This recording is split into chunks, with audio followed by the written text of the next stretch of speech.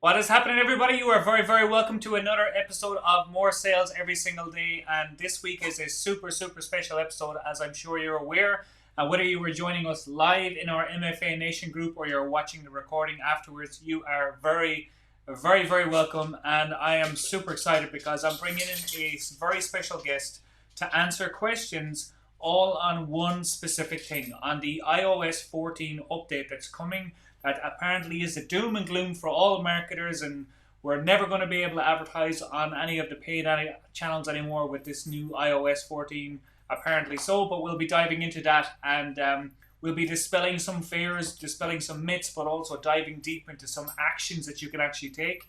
And our special mystery guest will be joining us in a couple of moments, but for now, let me know that you can hear me okay and you can see me coming through loud and clear. And I'm super excited. I've got a bank of questions ready to go here that a couple of people have already submitted questions, and I have some questions myself because, to be honest, it is very uncertain, this whole thing about the iOS 14. And on one side of the camp, people are saying one thing, and on another side of the camp, people are saying another thing. And it can be very, very strange to kind of decipher what is truth from what is fiction. And today we're going to help dispel that because there's been lots and lots of people saying lots of different things. And bottom line, we want to know how it's going to affect our ability to get customers, our ability to get clients, our ability to scale our offers, to scale our funnels with paid traffic on a consistent and predictable basis. And is this something that we should be worried about? Is there certain steps we should be taking, and so on and so forth? And we'll be going over these with our special guest very, very shortly when I bring them on. But for now, stay tuned because we are diving into iOS 14, the things you can do, the things you should be worrying about, the things you shouldn't be worrying about, and certain action steps you can take to ensure that your business, your profits, your ability to get clients and customers will not be affected. So with all that being said, let's get going.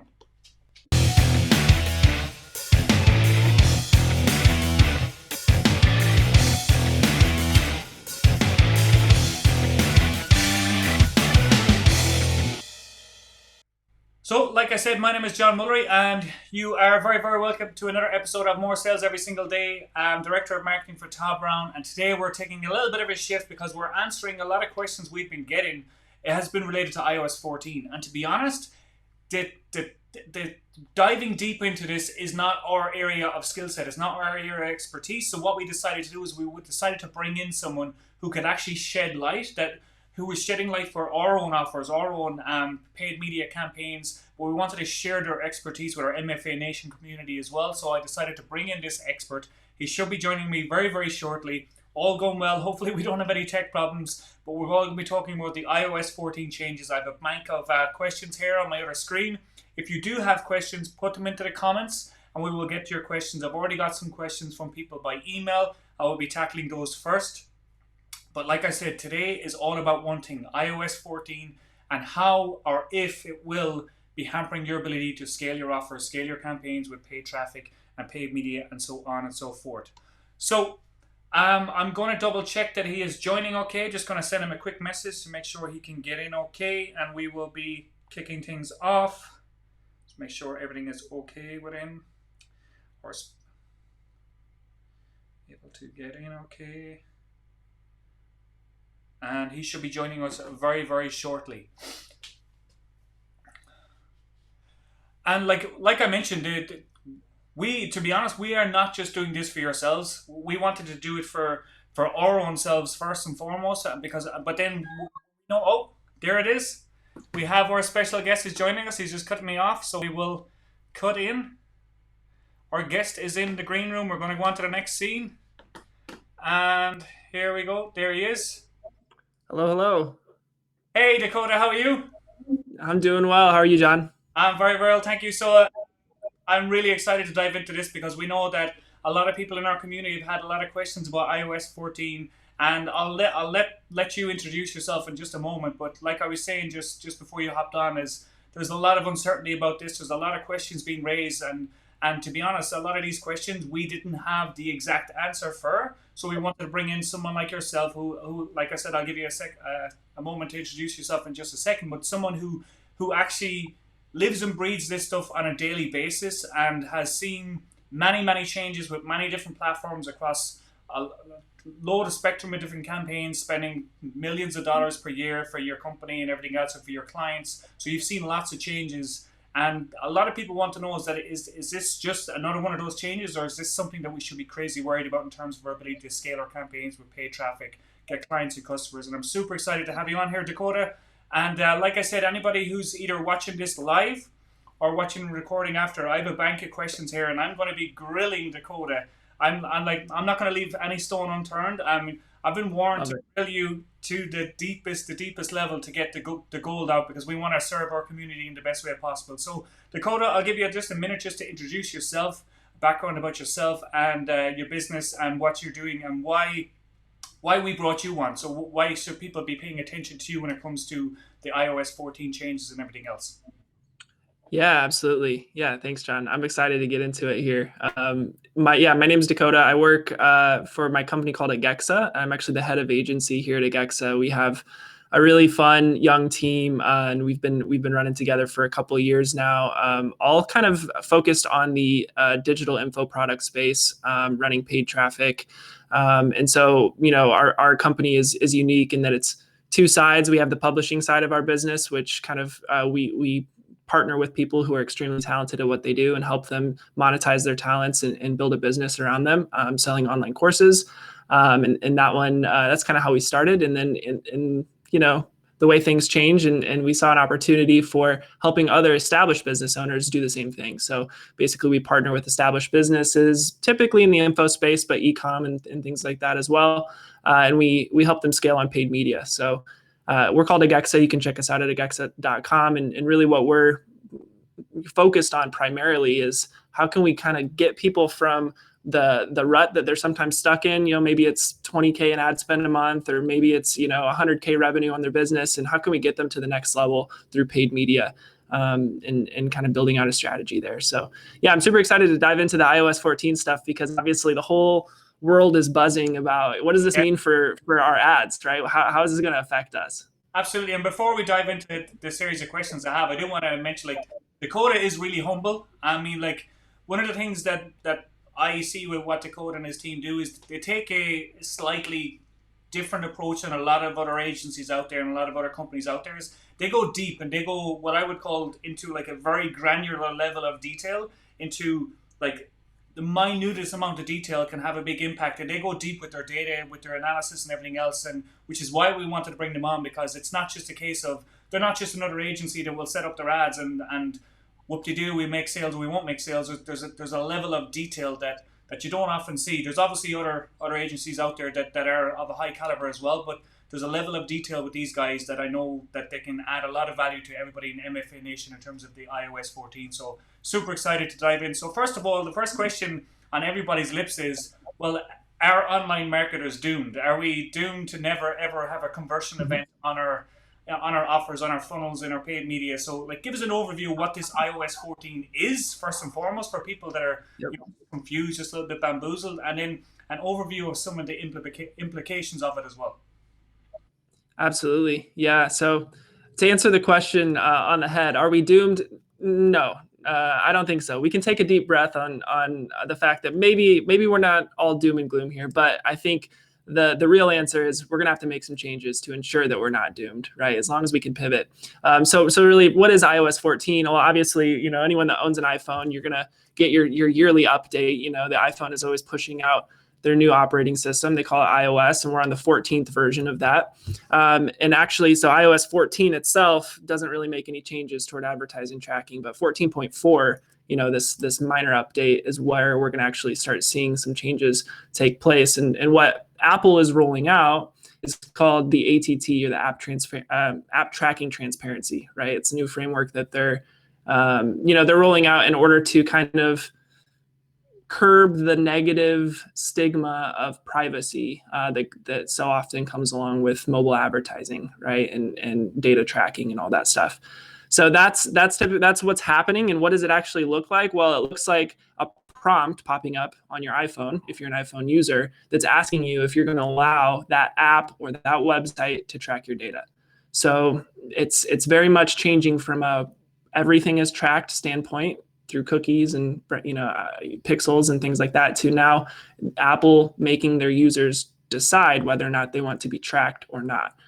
And typically, if you've used an iPhone before, what it will look like is location tracking, as an example, is one of those things that happens now, right? So you'll open Google Maps and it'll say, can we use your location to see where you're at? And you say allow or deny. That's what it's going to be like, but for advertising, for tracking.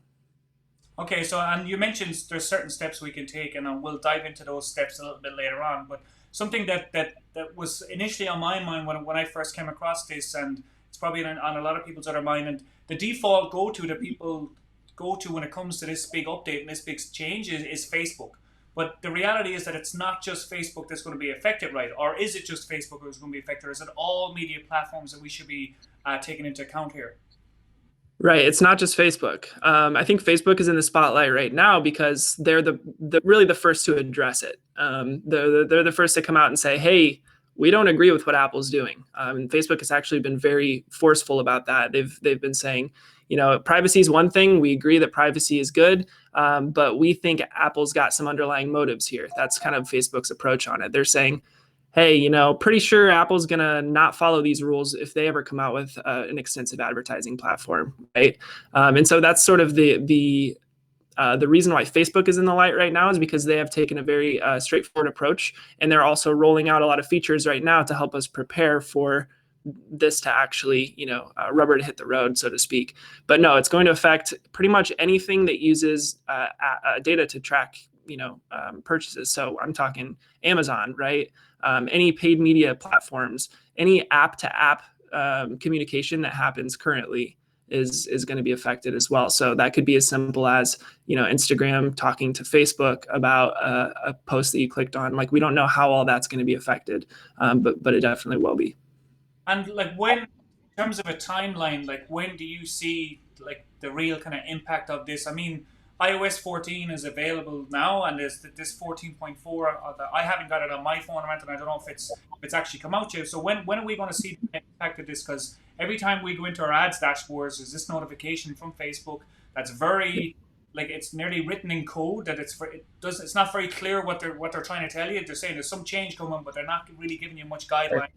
You go to check their help section, and it's very just wishy-washy. There's no clear instructions of what we should be doing or should be not doing. So what's the impact? What's the impact? And then once we deal with the impact, we can dive into some of the actual steps that we need to take.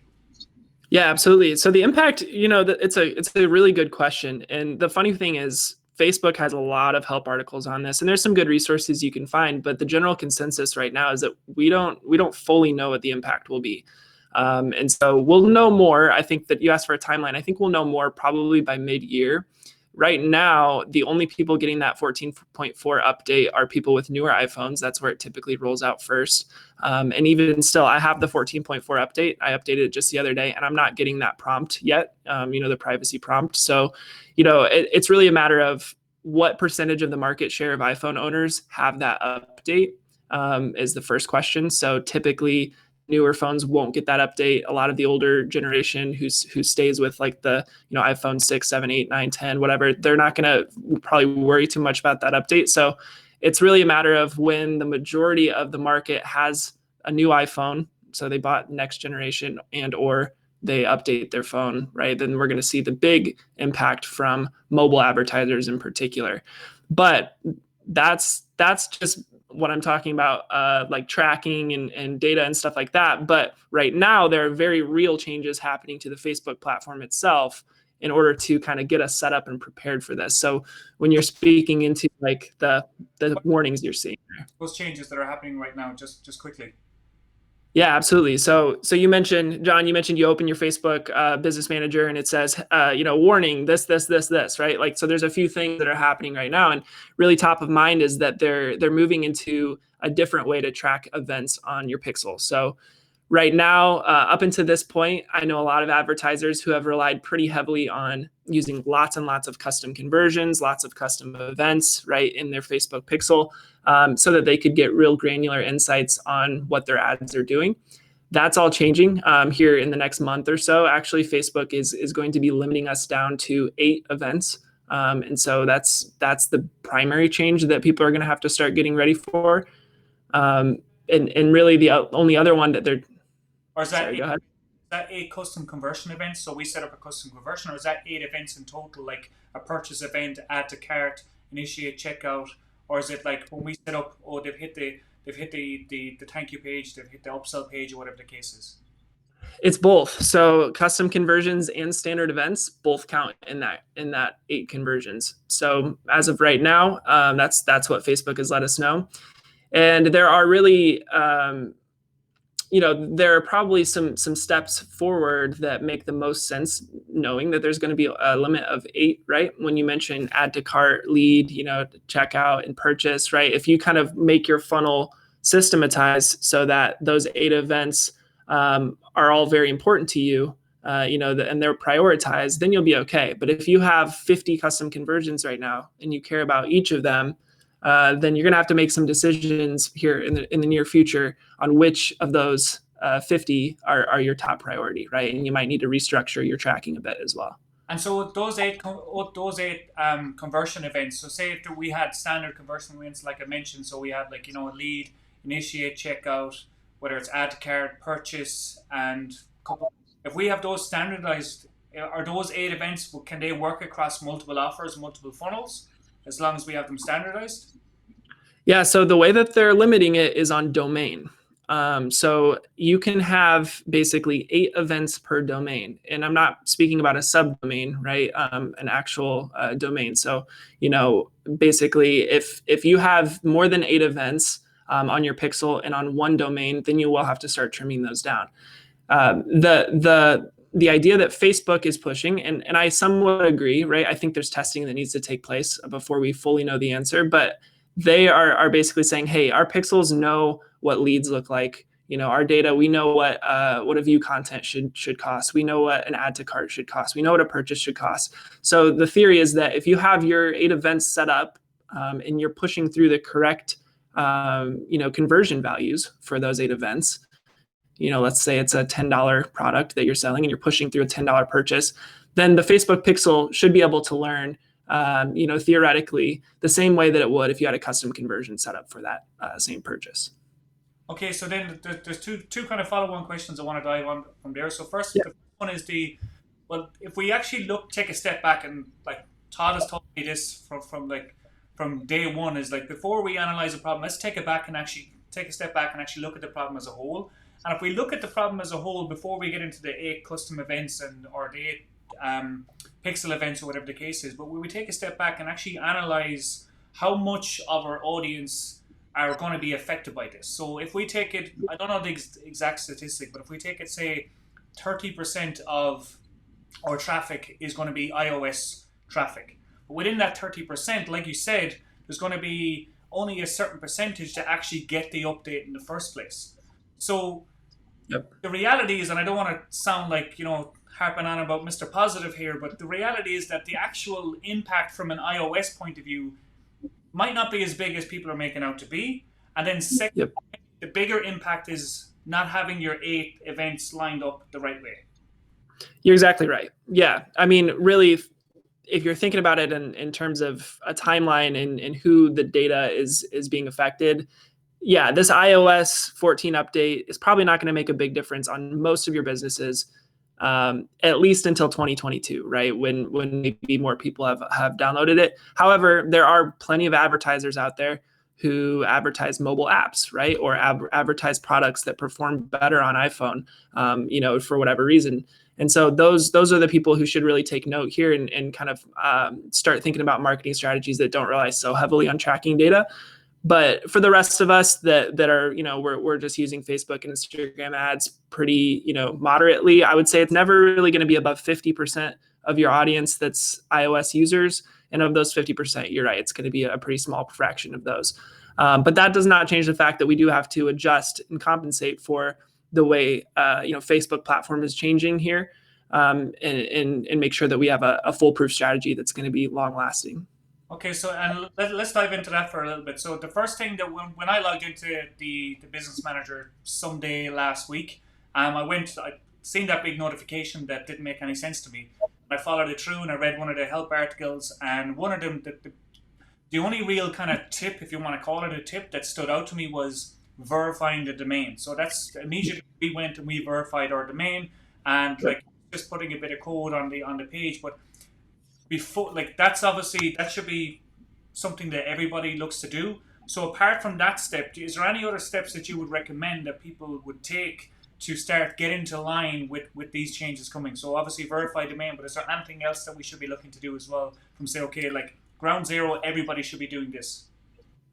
Yeah, absolutely. I think there's a few things, right? So number one, verify the domain, and that's simple. Facebook's going to walk you through that process. You can add a DNS setting, and you'll be good to go. Step two, though, after verifying the domain, is that Facebook's actually going to let you start looking at the events that it would prioritize if it were you. So there's another screen that it'll show you, and it's rolling out at different times for different people. I've spoken to 3 or 4 people who have it and 3 or 4 who don't. So if you don't have it yet, don't be concerned. It'll come up in the next month or so. But basically what it's going to let you do is it's going to say, hey, here's the events we think are most important based on your pixel data. And here's an option for you to change the priority of those events. So that's kind of step 2 there. I would say if you know ahead of time that you have a lot of custom conversions, a lot of events firing in your pixel, then now is the time to get with someone who understands these pixel events really well, and systematize your funnels so that they all are going to work once you only get 8 events, right? So that's really the next step there, and it's not a scary thing. It's really just getting someone on a Zoom call or on the phone that can tell you kind of how this works and break it down in detail. Really, it's just that we're probably going to have to rely on Facebook data a little bit more than we want to, but there are definitely ways to see what's going on still. So say, for example, we have our 8, like we decide and we look at what Facebook are recommending for our 8 pixel events. And obviously one of them will be some sort of a purchase event. So then Right. if we have one offer that's, say, a front-end offer that's $9.95, and we maybe have another front-end offer that's, say, $59, and then we have a back-end offer that we're running retargeting to that's, say, $397, will Facebook be able to navigate those different price points based on having the purchase, optimizing for purchases in different campaigns for different funnels? So you won't have the opportunity to tell Facebook, look for a $397 purchase. You won't have that opportunity if they're all categorized as purchase, but you will have the opportunity to pass through those conversion values so that Facebook understands a higher quality purchase versus a lower quality purchase. So the idea is that if your audience is good and your funnel is good, and people go through the funnel the way they should, and you're targeting high quality audiences, then when you optimize toward purchase, it's going to find the best purchasers, right? Because your conversion value will still come through on platform. And another way that we could probably tweak, the way we buy media after this point is that we could start optimizing toward return on ad spend, right? And optimizing toward higher leverage purchasers. And Facebook will start doing that work on the back end as well, looking for people who are more likely to buy higher ticket products to make up for that ad spend. Okay, and there's a question kind of related to this, and I wanted to get it because there was a question that came in from Chris and Susan about overall tracking, and it was kind of related to the fact, and it was a question I was going to bring up as well, is that a lot of people, ourselves included, have been to a point heavily reliant on Facebook's data when it comes to analyzing our results. Like Facebook tells us we did 10 purchases today. Facebook tells us we got 100 purchases today. We kind of look at that and we would compare it with, say, our ClickFunnels data or our Kartra data or whatever other platform we're using for our sales pages and offers and everything else. But there may never have been 100% matchup, but we've been somewhat over reliant on it when we've been looking at our data. But the question from Chris and Susan was, should we be looking at some sort of an external tracking software that tracks from top to bottom? And if we should be, what recommendations have you for that software? Absolutely, 100% you should be. That's my first answer, and it's pretty simple. It's because of 2 reasons, right? And I won't spend much time on this, but number 1 reason is that Facebook is already changing the way it does attribution in platform, and you may have noticed this as well.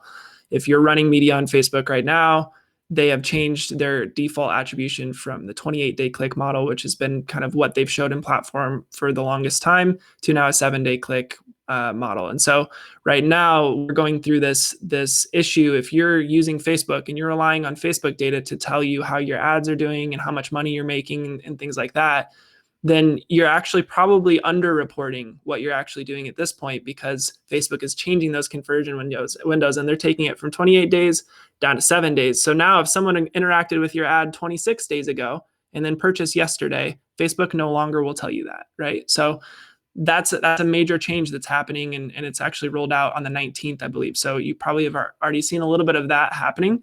So yeah, the best case scenario is to find an attribution software, pair it with your CRM, right? And then make sure that you have all of the correct data on the back end. So a couple ways of going about this. Number one, I would say if you're willing to invest in tracking, which, my team, we're pretty reliant on obviously the data that we get from paid media. So we're definitely willing to invest in tracking. Our personal favorite software right now, and this is not a plug, it's just because I really appreciate the product, is Hyros. So if you want to do a quick Google search for Hyros, you'll see that kind of their whole MO is that they're going to do cross-domain tracking, they're going to do IP tracking, right? Like everything is going to come together in one place. And what they actually pull from is your payment processor. So anytime a purchase comes through, it's a real purchase, money in the bank for you, and then it tries to line up where did that purchase come from. So as long as all of your funnel is tagged correctly, you can kind of pinpoint, okay, well, we know it came from this lead magnet, and then we retargeted them here, and then they got on a phone call, and then they ended up purchasing, right? So that's one platform that I would recommend. And will that software and other softwares be able to tell down to, say, the campaign and ad set level and ad level on, say, a Facebook or a Google or a YouTube, that it's so we're not reliant on the actual, say, Google or YouTube or Facebook's data, but we're reliant on the tracking software that can tell us that even if the actual campaign in Facebook is saying, well, no, you haven't got this amount of conversions, but the tracking software is saying, well, no, actually you have. How will that affect Facebook's ability to optimize if it thinks that we're not getting conversions when the reality is we are getting conversions? Yep, and that's another great question, John, for sure. And that's a pretty detailed one, right? Like that we're getting into the weeds a little bit, but I love it because that's a question I ask myself every day. It's like I was told to grill you like crazy, so I love it. Yeah. So Hyros in particular, and shout out to Alex Becker. He made a great product. We really love it, but it's got its pros and cons like everything else. As of right now, yes, Hyros will be able to drill down all the way into like the ad set or the ad level, and it'll tell you even your ROAS, it'll pull through all that data automatically. However, I would say as years pass, we're seeing this trend. Right now it's coming up because of iOS 14 and Facebook, but 2022 Google Chrome has already said, hey, we're going cookieless. You guys need to start preparing for this now, because we're not going to let all this tracking happen. So Google's going to have, a part in this war as well. And us as advertisers, we just need to understand that we're never going to be able to fully track every single dollar spent, right? And more as privacy becomes a concern. Playing devil's advocate, I love ads. I love it when an ad pops up in my feed and it's exactly what I'm looking for, and I make the purchase. Love them. Yeah, exactly. So I mean, like, for me, it's huge, but for most of the population, they're like, hey, wait, is Alexa listening to me? Should I throw out all this stuff? Right. So, in their defense, I understand. But we just have to start understanding that there's no perfect solution. But I would say, there's quite a few affordable options out there. There's like the Segmetrics, there's, Wicked Reports. There's a few like that I think can get the job done as far as like connecting the dots on the back end. But we're never going to have that full 100% clarity into where did that purchase come from. Okay, so let's bring it back a little bit, back to the iOS 14.4 update and some steps that people can take.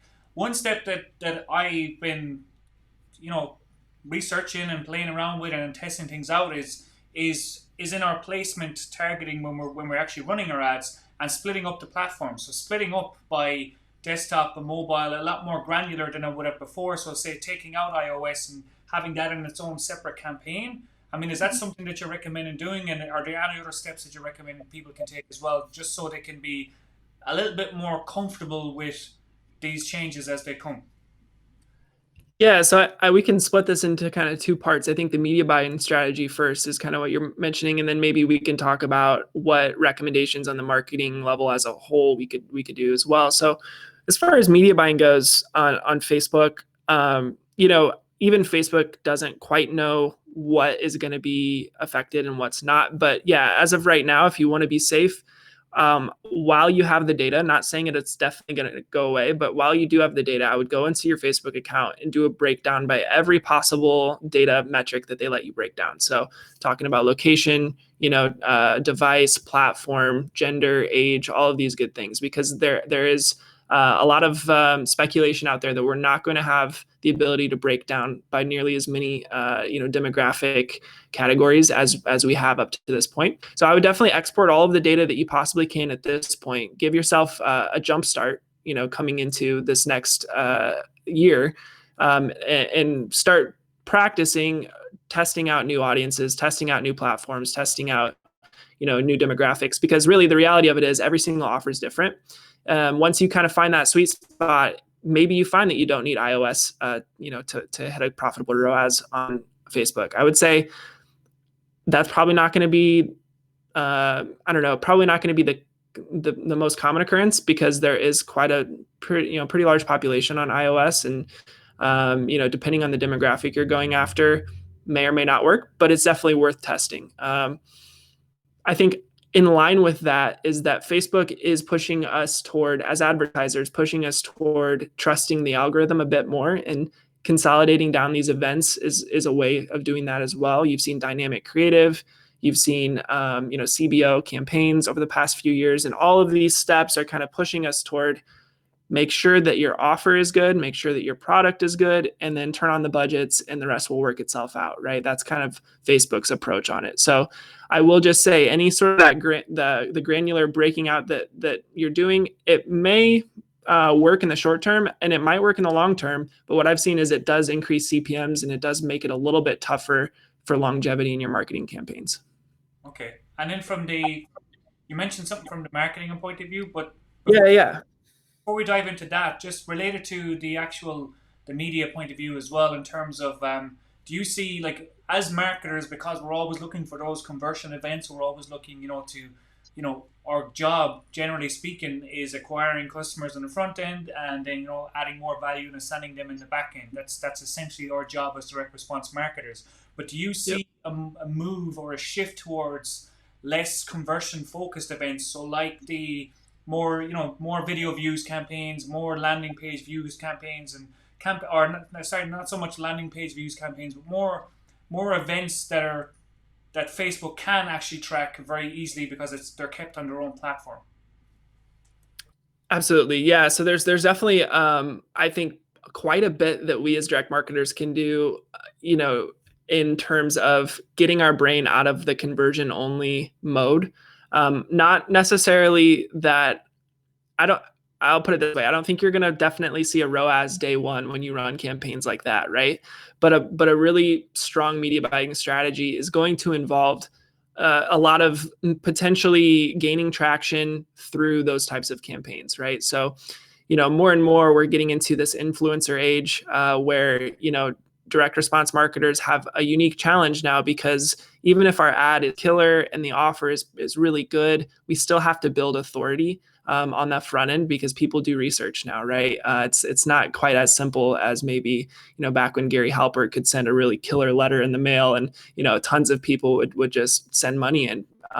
Now it's much more so, the offer has to go along with the community, with the authenticity that's been built. And so those video view campaigns, those engagement campaigns, things like that can really go a long way in building up social proof on your advertising, that will allow you to monetize down the line, because you have that that authority built up. And as part of that, now there's a question here on pricing I want to get to in a second. But as part of that strategy, would you recommend a couple of years back, it was very popular to, as you're running your conversion campaigns, to be also running, build your following campaigns, whether that's page engagement or page likes and page followings and stuff like that. Is that something that you're going to be seeing coming back, or you're recommending people to do as well? So help build up that authority, or is that not really relevant or necessary, or? Yeah, I mean, it depends on the platform, right?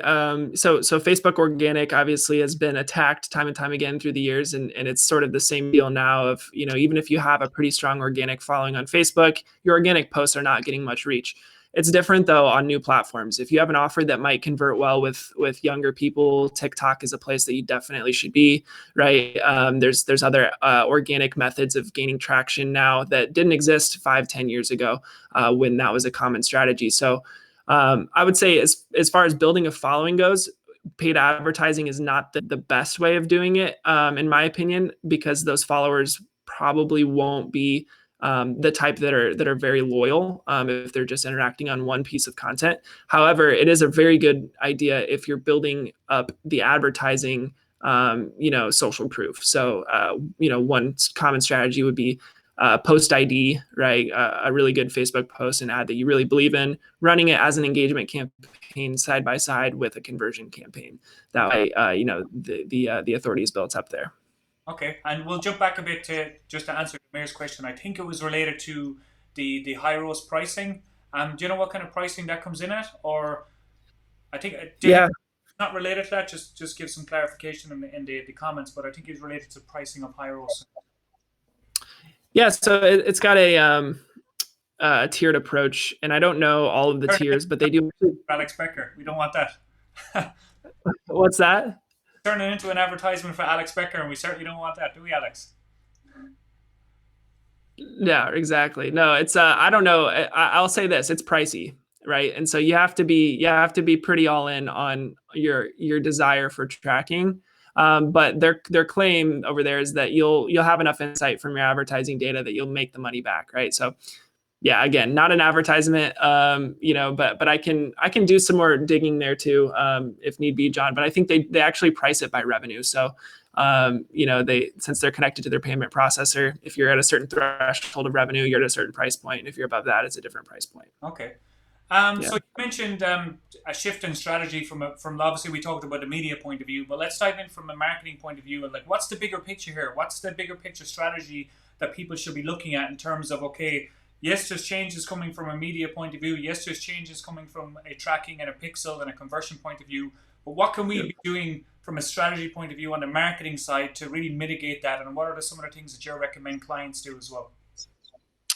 Absolutely. Yeah. So we're working with our clients right now to kind of come up with a fuller approach than just relying on one paid media source. So I think so often in this specific world, and I've seen it time and time again, somebody is pretty reliant on just one paid traffic source. And what we're finding now is that's obviously going to have to be a thing of the past if we're going to want to pivot. And that brings us to all sorts of conversations about Facebook compliance and all that good stuff. People getting shut down and then realizing, oh shoot, where am I going to make my revenue now because I was so reliant on that one source. So really, I think 2021, the main theme that's facing most advertisers is how can we diversify our ad efforts first and foremost? How can we ensure that we're getting high quality leads from more than one source? So common things right now would be, I guess the question I would pose is, where are my customers hanging out, right? Are they primarily on Facebook? If so, then obviously we want to have a strong strategy on Facebook. Are they younger? Are they maybe on Instagram? Are they even younger? Are they on TikTok? Are they older? Would Taboola or Outbrain be a possible play for me? Are they basically where do they hang out? Because that's where you need to go first and foremost, right? You need to kind of diversify your lead gen into the places where your customers live. Apart from that, taking a step back from paid media, we're really just pushing everybody that we work with into expanding their sort of customer lifetime value, which you guys are amazing at, obviously. So, after the lead is created, the best possible ways we can provide value after they're created, and upsell on the back end with high quality content, and make sure that lifetime value is as high as we can possibly make it, because leads might end up costing a bit more. And then apart from that, really, the organic outreach, the organic sort of method of generating leads has to be totally pivoted, nowadays. And so really that's sort of where I'm pushing people is like, let's think through a really holistic strategy where paid is not 100% of your lead gen. where hopefully we can get paid down to 50% of your lead gen, and that other 50 can come through sources that will not come and go, and will be a little bit more steady. Okay, and I just want to take a step back and just kind of give everyone. I'm sure a lot of people are aware of it. For anybody who isn't, but like what you kind of just described there is again, it is like taking a step back and actually looking at marketing as it should be looking at. And the most important part of your marketing, and Todd talks about this all the time, is it all starts with your audience. It all starts with that person, that prospect, and the pains that they're having, the problems that they're having, and starting where they are at. And I think as so many times as marketers and advertisers, we get excited about campaigns, we get excited about setting up some sort of an ad campaign. The reality is, just because a certain platform is popular doesn't mean that that's the platform you should be on, whether that is Facebook, YouTube, Taboola, whether it's Google itself or GDN or Instagram or TikTok or whatever the case is. It all comes back to your audience. Where are they at and what problems are they having? And then how can we put our solutions in front of them? And if that means we have to go back to direct mail because our customers are only using direct mail or only sitting, they're at home and they're that demographic, well then we make direct mail work by hell or by high water. It's just the way it has to be. That's But right. if they're using carrier pigeon to communicate, we have to learn how to use carrier pigeon to get our conversions. You might have to take out an ad in the Cosmopolitan, you never know. Exactly, but it comes back to the strategy of meeting your customers where they're at, and first and foremost, because when we have, like Todd talks about the order of importance in your marketing campaigns, it's audience, offer, message, and copy. That's it. And if you have the best message in the world and you have a crappy offer or if you have the wrong audience, it's not going to make a damn bit of difference. But if you can nail your audience and meet them where they're at, no matter what platform it is, put an amazing sin offer in front of them. And then like the messaging and everything else doesn't need to be as strong because you have the two main points in focus. And I think we do get sucked into these advertising platforms because, let's be honest, I mean, while it's not exactly easy to set up a home run campaign, it is very easy to set up an ad. It is very easy to put an ad on Facebook, on Google or YouTube. Now putting the right ad up and putting the right campaign up and having the right marketing beast behind it is a whole other story, but actually they've made it so easy to put the ads up that we get sucked in and we get engrossed, when the reality is taking a step back and looking at it from the point of view of where our customers or where can we meet them. It's just, that's what more marketers need to do. Absolutely. So there's a question, before we jump, there's a question here from Nick mentioned that to partner with people to digital startups. Can you tell us what areas they're interested in as far as partnering? So are there any areas that you're interested in as far when it comes to partnering? As a business as a whole? Yeah. Yeah. So I'm assuming on the publishing side is probably what we're thinking of there. Yeah. Yeah, maybe provide a little clarification on the question too. But yeah, I think so. I'll just go through both sides of our business real quick. And on the publishing side, yeah, there's definitely some particular areas that we're looking to break into. So far we've been pretty heavy in the real estate niche. So a lot of online education based around wholesaling and flipping and all of that good stuff in the real estate niche, and we've had quite a lot of success there. But we are looking to expand into other niches as well. And so one of the ones that we're currently doing is leadership, sort of, how can we prepare people to be strong leaders, right? That's one area that we're really incredibly focused on. But really, anything that really resonates with us is going to be something that helps others while having the ability to build sort of a community aspect. And so, we've actually kind of worked a little bit in the sleep consulting niche as well, because some of the problems members of our team were having was that their babies were not sleeping at night, right? And so we're like, hey, this seems like something we could solve. And so, we're really open to ideas there on the publishing side, as long as there's a good synergy between the two sides who we're working with. It's much more about finding the right partners more so than the niche. And then on the agency side, yeah, we're obviously always looking to expand those who we help, but we are pretty selective on who we work with. And the main reason there is because we want to make sure it's a synergistic relationship between both sides.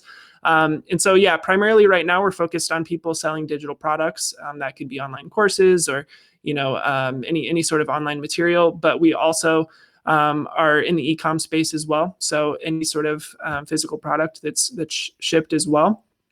And typically what that looks like is someone who's already spending a bit on paid media. So anywhere from 30,000 a month or more is kind of the sweet spot that we've found. And we can come alongside you and help you get to, spending a bit more and scaling up. It depends sort of on the offer and if we have experience and if we think we can help. But more than happy to handle those one-on-one as well if you'd like to reach out to me. Okay, good stuff. So I want to kind of wrap this up with one final question, and it's going to be a little bit of a loaded question. So be ready for it. So it's if you if you only had, say, the next 7 to 10 days to kind of really get some clear steps outlined for your media plan to start mitigating the impact of iOS 14 and the changes with the custom conversion events and the eight events that Facebook is coming out with. What are the 3 to 5 absolutely non-negotiable steps that you'd have someone take? Yeah, absolutely. So number one, read up on this issue yourself. Okay, there's a really good guide. I'll plug somebody who I don't even know, Depesh Mandalia. He's an online advertiser, but he's come up with a free online guide that walks through this entire issue from start to finish. That's probably number one. Either you yourself read it or someone on your team read it so that they can divulge the information to you. Because although we talked about a lot here, John, we didn't even cover probably a few points that are important to know. So definitely catch yourself up there. Number two, verify your domain and start understanding what events are important to you.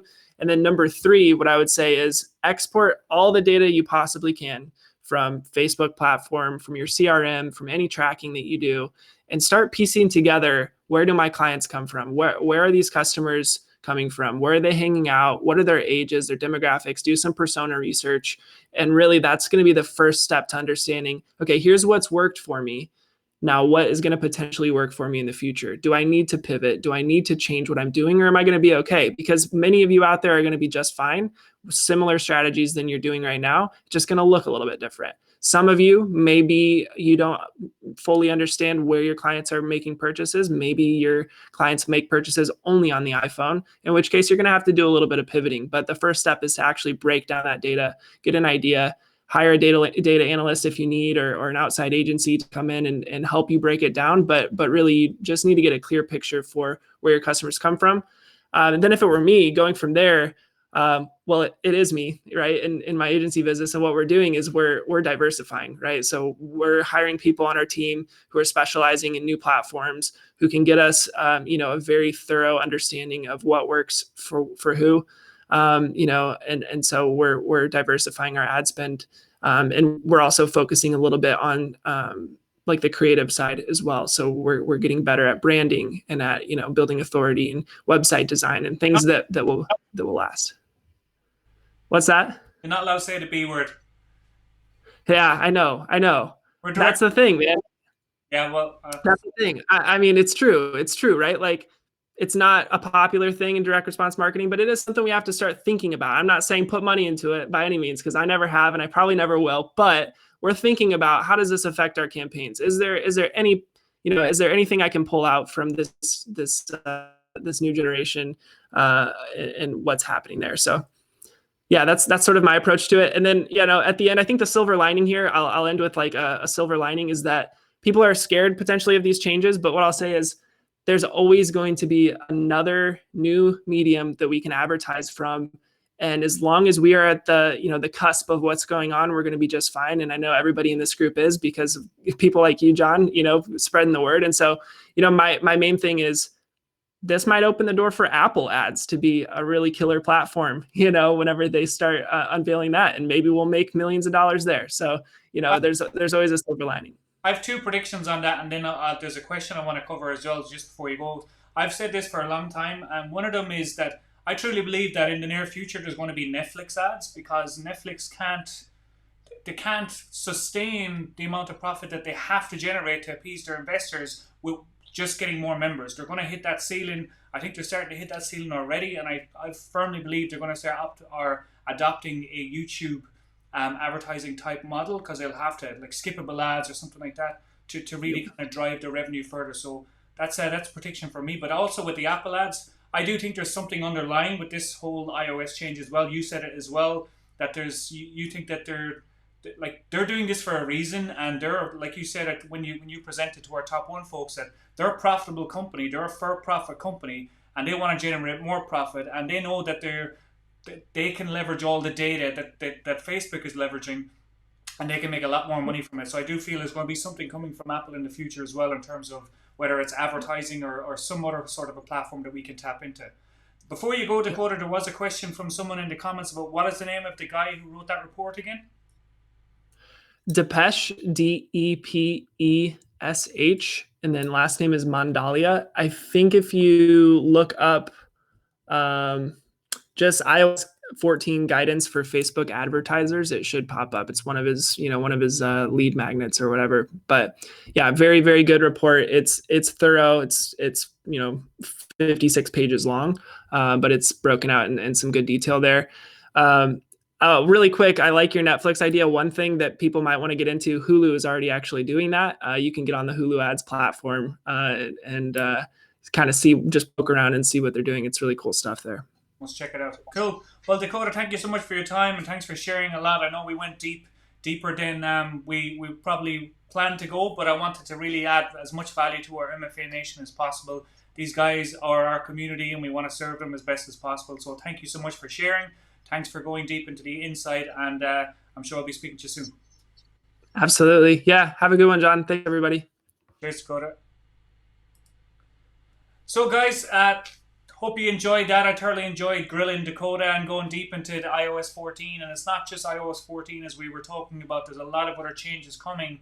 And there are some steps that we can be taking, which I'll be talking about in a second. But one of I feel, and yes, I'm slightly biased saying this, but what I feel is probably the best step you can take is ensuring that your marketing side of things, so we'll cast aside the media side of things for a second, but actually ensure that the marketing side of things, so what stacks up in terms of your marketing campaign, your offer, your audience, your research, and everything else is all stacked up in the best way possible. So if you had a campaign that you could scale regardless of all these changes that are happening, regardless of what's going on in the economy, if you had an E5 campaign, you can tap into other sources. You actually have the keys to the kingdom, as I like to say. And if that's something you want to find out more about, how we can actually help you build out a campaign like that is robust enough to handle changes, to handle the choppy seas and the scary winds that are coming and all those changes that are coming. Because at the end of the day, the winners that are going to come out on top are those that have the foundations in place of the foundations of building a rock solid campaign and a rock solid business built on the fundamentals of campaigns that just work regardless of what's happening. So if that's something that you're interested in, you can head on over to learnfromtodd.com.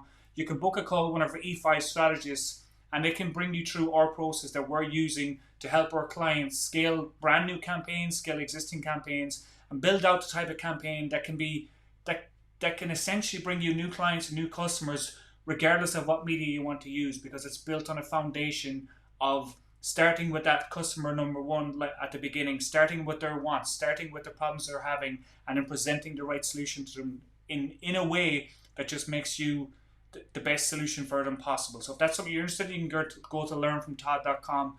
And again, I do want to thank everybody for coming on. I want to thank Dakota again. So Dakota, thank you so much for sharing. Thanks for the people that are commented. Thanks for all the questions that come in. We go live every Thursday at 2 p.m. Eastern. And I wanted to do a special one this time around because there are a lot of changes, because there are a lot of concerns about this iOS update. I hope your concerns have been alleviated somewhat. Yes, there is some work to do. Like Dakota talked about, we'll have to go through, look at what events are in our funnels. So say, for example, we have a front-end acquisition funnel, and we're doing it starting with a lead magnet. And then we're going to a self-liquidating offer or whatever the case is, and then we might have a couple of upsells. So we know our events that we're going to be having to really restructure in our Facebook ad campaigns or in our ad campaigns in general is the lead event, the initiate checkout event, the purchase event, and then anything after that then. But those ones are going to be critical. So if you do have, like Dakota said, 50 or 60 custom conversions, do now start to put into work to condense them down and to really kind of streamline your conversion events so they can be put across in regardless of what funnel type you're using. So within that, inside of Facebook, there is information on that. And then and the other step that is critical as well is just verifying your domain within Facebook as well. That's some steps that we took immediately. And from there, I mean, it's just going to give Facebook that little bit of a little bit more trust in what you're doing, and then allow you to actually start working through those 8 purchase events and everything else. And then the final tip I would give, based on what Dakota was saying as well, is the looking at your attribution windows and making sure that your campaigns and your attribution windows are set up properly. And then if you want to look at some tracking softwares as well, make sure that you're not over relying on the data source of, say, like the likes of YouTube, likes of Google, GDN, or Facebook itself. So there is silver linings. There is still always going to be opportunity when changes come. There's always going to be changes in the online landscape. There was GDPR. There was the Google slaps from the SEO days. There was the gold rush of AdWords, the gold rush of Facebook, the gold rush of organic. There's always going to be changes, and there's always going to be things that we need to do to stay on top of things. But it's important that we do stay on top of things, which is why we're always going to bring you the best stuff here in MFA Nation. And if you do want our help with anything, you can go to learnfromtodd.com and you can find out how we can help you scale your business faster than you can ever do on your own. So thank you so much for joining us, and we will see you next week. Yes, we teach marketing, but what we really do is change lives. That's the business we're really in. We just happen to do it through marketing education.